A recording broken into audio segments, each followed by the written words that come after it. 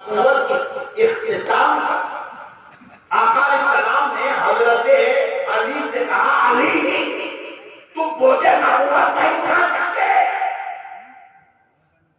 علی آؤ تم میرے کندھوں پہ چڑھ جاؤ۔ حضور نے یہ نہیں کہا کہ علی تم بوجھے محمد نہیں اٹھا سکتے، بولے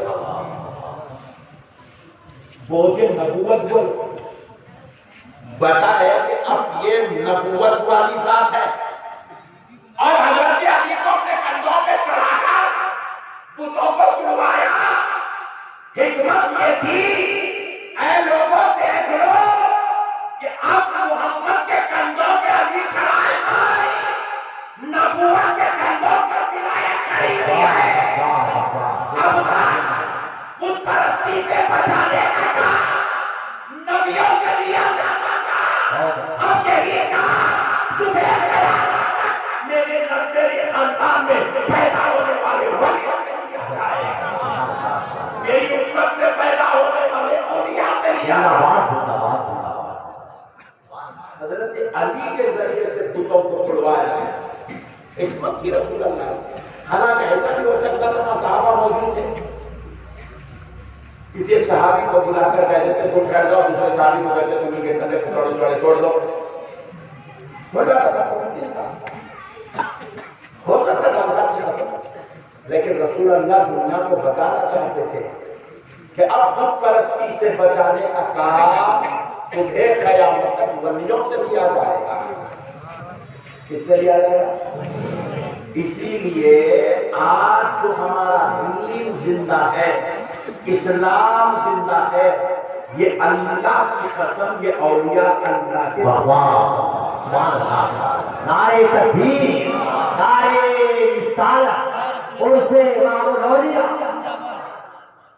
میدان کربلا میں جو بہادر نفوس قدسیہ تھے، وہ خاندان نبوت کے جشن و چراغ تھے، مگر خدا کی قسم کو کائنات کے سارے ولیوں کے باپ تھے،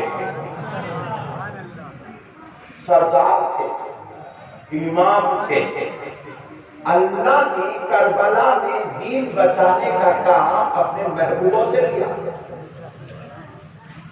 اور سنو اسی خاندان نبوت سے، اسی آل محمد میں، اسی اولاد علی المرتضیٰ میں، سیدات طیبات طاہرات فاطمۃ الزہرا کے نسل پاک میں اللہ نے ایک یا دو ولیوں کو پیدا نہیں کیا، بڑی بات سمجھ لو انشاءاللہ ایمان تعالیٰ ہو جائے گا، 25 یا 50 سو یا 200 ہزار یا 2000 ولیوں کو پیدا نہیں کیا۔ 1400 سال کی تاریخ اٹھا کے دیکھو، عراق کا دورہ کرو، ایران کا دورہ کرو، افغانستان کا دورہ کرو، ہندوستان کا پورے مکمل بارگاہوں کا دورہ کرو، پاکستان دیکھو، بنگلہ دیش دیکھو، نیپال دیکھو، سری لنکا دیکھو، دنیا کے سارے ممالک کو چھان لو، جہاں کہیں تمہیں ولی نظر آئیں گے پوری دنیا میں 95% اولیاء اللہ کسی اور کے گھر سے نہیں، آل محمد صفوہ سے نبی مکرم کی نسل پاک ہے، سیدہ کی اولاد بن کر علی کے گھر سے دنیا میں پیدا ہوئے۔ پوری دنیا کے اندر 95% اولیاء اللہ سادات اکرام ہیں، سید اللہ۔ میرے پیارے بھائی، رسول اللہ صلی اللہ علیہ وسلم کی یہ حکمت تھی، اسی لیے حضور نے کسی صحابی کے کندھے پر کسی صحابی کو نہیں کھڑا ہے، حضور نے اپنے کندھوں پہ علی کو کھڑا کیا، کھڑا کر کے بتلایا قیامت تک میری امت کو بت پرستی سے بچانے کا کام ولیوں سے لیا جائے گا۔ اسی لیے حضرت علی کو ابو السادات ہی نہیں کہتے بلکہ ابو الاولیاء کہا جاتا ہے۔ میرے پیارے بھائی، اب ہوا کیا؟ اسی خاندان نبوت میں ایک ایسی ذات پیدا ہوئی ایسے تو سینکڑوں میں اس میں مثال پیدا ہوئی، لیکن ایک ایسی ذات بھی پیدا ہوئی جن کو سیدنا شیخ عبد القادر جیلانی، محبوب سبحانی، قطب ربانی، پیر لاسانی، سرکار غوث الاعظم دستگیر کہا جاتا ہے۔ اور سرکار غوث پاک کے تعلق سے حضرت سیدنا شیخ احمد سرہندی مجدد الف ثانی امام نقشبندیہ اپنے مکتوبات میں تحریر فرماتے ہیں، اور قاضی ثناء اللہ پانی پتی اپنی کتاب السیف الملول میں تحریر فرماتے ہیں کہ اللہ رب العزت نے نبوت کے بعد ولایت کا جو سب سے بڑا مرتبہ رکھا، اس مرتبے کو قطب الارشاد کہا جاتا ہے۔ کیا کہا جاتا ہے؟ بولیے قطب الارشاد۔ بولیے یہ نبوت کے بعد ولایت کا سب سے بڑا مرتبہ قطب الارشاد۔ فرماتے ہیں حضرت آدم علیہ السلام کی امت کے اولیاء سے لے کر مولا کائنات علی المرتضیٰ کی ولادت تک قاضی ثناء اللہ پانی پتی تحریر کرتے ہیں، اور انہوں نے کوڈ کیا حضرت شیخ احمد سرہندی مجدد الف ثانی رحمۃ اللہ علیہ امام نقشبندیہ۔ آپ اپنے مکتوبات میں لکھتے ہیں کہ حضرت آدم علیہ السلام کی امت کے اولیاء سے لے کر مولا کائنات علی المرتضیٰ کی ولادت تک جتنے اولیاء اللہ کو فیض پہنچا، اللہ نے وہ فیض قطب الارشاد مولا کائنات علی المرتضیٰ کی روح پاک سے عطا فرمایا۔ حضرت مولا کائنات علی المرتضیٰ اس مرتبہ قطب الارشاد کی پہلی کڑی ہے۔ سبحان اللہ۔ اب حضرت علی المرتضیٰ سے فیض پہنچا، اب اس کے بعد سرکار سیدنا علی المرتضیٰ کو دنیا میں تشریف لائے، پھر حضرت علی المرتضیٰ کو باضابطہ طور پہ اس منصب پر فائز کیا گیا۔ سرکار سیدنا علی المرتضیٰ جب دنیا سے رخصت ہوئے تو امام حسن اس مرتبے پر فائز ہوئے، پھر امام حسن کے بعد امام حسین اس مرتبے پر فائز ہوئے، امام حسین کے بعد امام زین العابدین، امام باقر، امام جعفر الصادق، اسی طرح 12 امام عسکری کا یہ سلسلہ چلتا رہا۔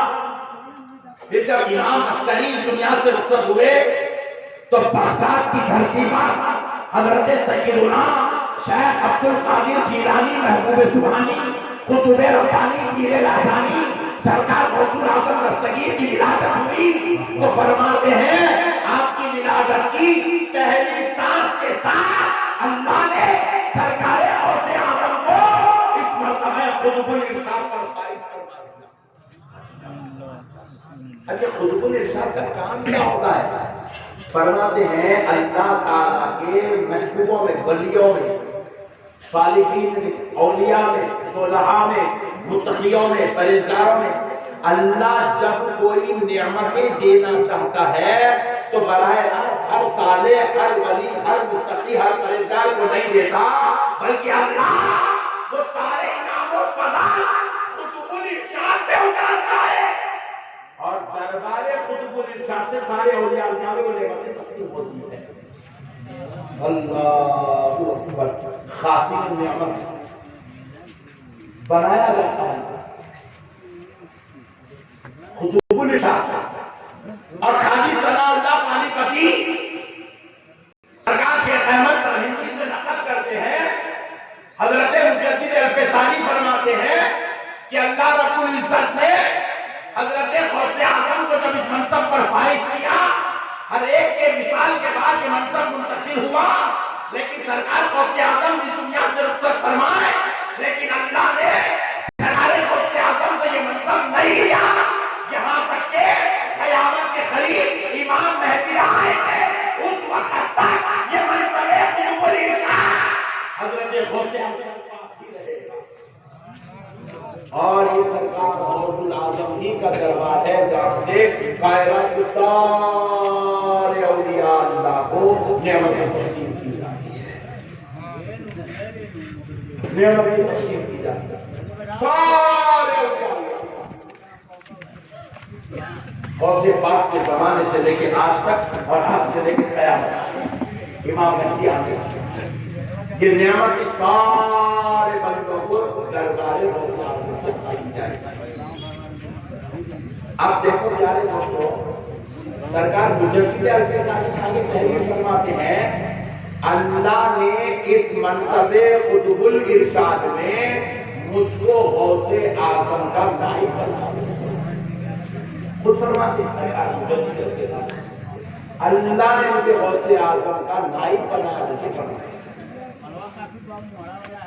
میرے پیارے بھائیوں، یہ اولیاء اللہ کا صدقہ ہے جو آج ہم لوگ یہ جو بزرگوں کا معاملہ دیکھ رہے ہیں، یہ اولیاء اللہ پوری غربت جو آپ کو نظر آ رہی ہے پوری دنیا کے اندر، جتنے مزارات، جتنے نام، جتنے رتبے، جتنی عزت، جتنے مرتبے، کوئی قطب بن رہا ہے، کوئی غوث بن رہا ہے، کوئی ابدال بن رہا ہے، کوئی اوتار بن رہا ہے، کوئی نوجوان میں ہے، کوئی نوجوان میں ہے، کوئی صالحین میں ہے، کوئی مسجدین میں ہے، کوئی اولیاء میں ہے، کوئی صلحاء میں ہے، کوئی متقیوں میں ہے، کوئی عابدین میں ہے، کوئی زاہدین میں ہے.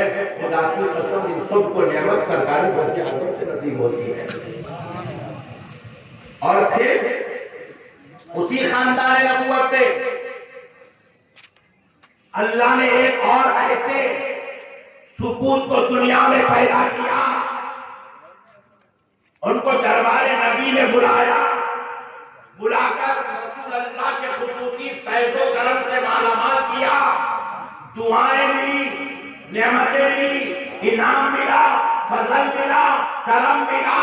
دربار رسول میں گئے تھے تو معین الدین بن کے گئے تھے، حسن سنجری بن کے گئے تھے، مگر دربار رسول سے نکل رہے ہیں تو صرف معین الدین یا حسن سنجری بن کے نہیں، سلطان الاولیاء بن کے نکل رہے ہیں، عطائے رسول بن کر نکل رہے ہیں، غریب نواز بن کے نکل رہے ہیں، اور ہندن ولی ہو کر نکل رہے ہیں. جب رسول اللہ نے ہند کی طرف بھجایا، کہا بیٹا معین الدین یہ سارا کا سارا علاقہ نانا کے کلمہ سے محروم ہے، بیٹے جاؤ وہاں نانا کا کلمہ پڑھاؤ. تو معین الدین آئے تو ایک یا دو کو 25 یا 50 کو کلمہ نہیں پڑھائے، 1000 یا 2000 کو کلمہ نہیں پڑھائے. حضرت خواجہ معین الدین آئے تو 90 لاکھ کو کلمہ پڑھائے. کتنے؟ ذرا زور سے بولو. 90 لاکھ کو 90 لاکھ.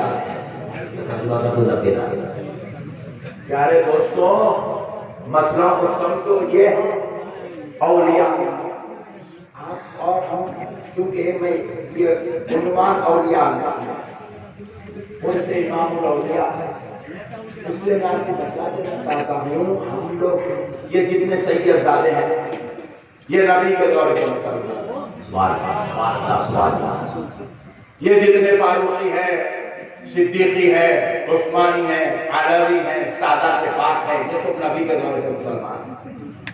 کچھ ایسے بھی لوگ ہیں جن کے شجر صحابہ کرام سے جڑے ہوئے ہیں، وہاں تک پہنچتے ہیں، وہ نبی کے دور کے مسلمان ہیں.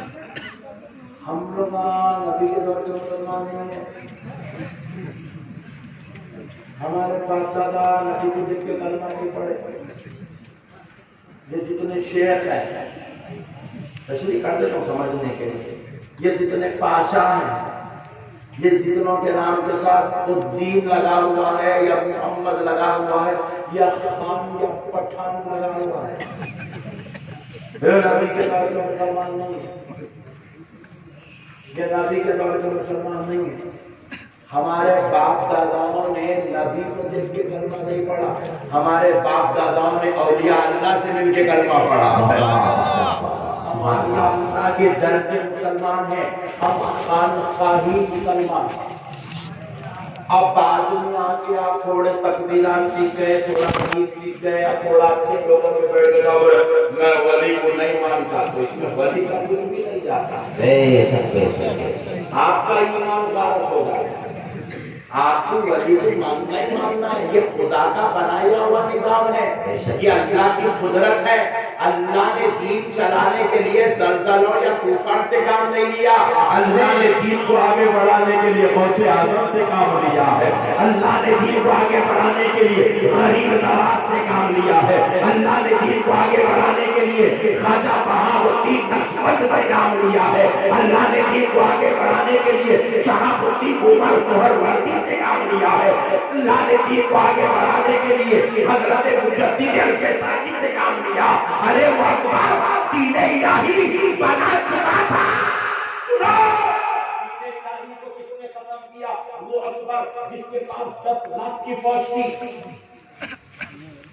ہم خالی 2-4 مسئلے دیکھ کے ٹینشن میں پورے 20 کروڑ کہ اسلام کو پہلی بار ٹینشن نہیں ہے، اسلام ہر دور ٹینشن نہیں رہا، اسلام فرائض ٹینشنوں کے بیچ میں ہر دن۔ اب تم لوگ نے معلوم ہم کیا کریں؟ کھانا کہاں پکتا؟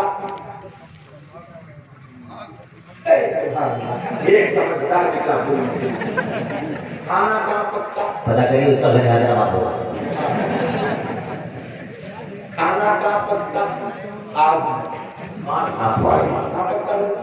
میں۔ اسلام بھی ظالموں میں پلتا، اور اسلام لوگوں کی سمجھ میں تبھی آتا جب اس پہ ظلم ہوتا۔ زندہ باد، زندہ باد، زندہ باد۔ دیکھو قرآن کیا پڑھا، ولیوں کی شان اللہ کیا بیان کرا۔ وَإِذَا خَاطَبَهُمُ الْجَاهِلُونَ قَالُوا سَلَامًا۔ اللہ ولیوں کی شان بھی یہی بیان کر رہا، اللہ کے محبوبوں کی شان یہ ہے کہ جب ان کے ساتھ جہالت والا پہلو اختیار کیا جائے گا تو وہ بدلے میں جہالت نہیں کریں گے، زندہ باد، وہ بدلے میں سلامتی والا پہلو اختیار کریں گے، اخلاق کا پہلو اختیار کریں گے، دعاؤں کا پہلو اختیار کریں گے، محبت کا پہلو اختیار کریں گے۔ ارے اگر کوئی ظلم کرتا ہے تو ظلم کرنے دو، ظلم اس کی پہچان ہے، اخلاق محبت کے غلاموں کی۔ زندہ باد، سبحان اللہ، سبحان اللہ۔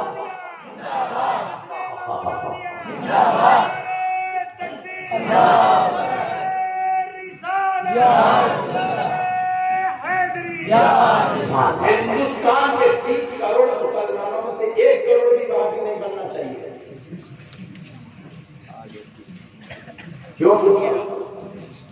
کیونکہ جب اب تک دین الہی لایا تو کوئی تبلیغی جماعت نہیں تھی۔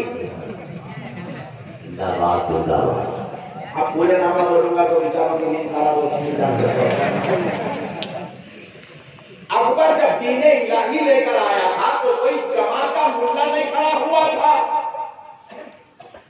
اکبر جب دین الہی آیا تھا، جو دین کو بدل رہا تھا،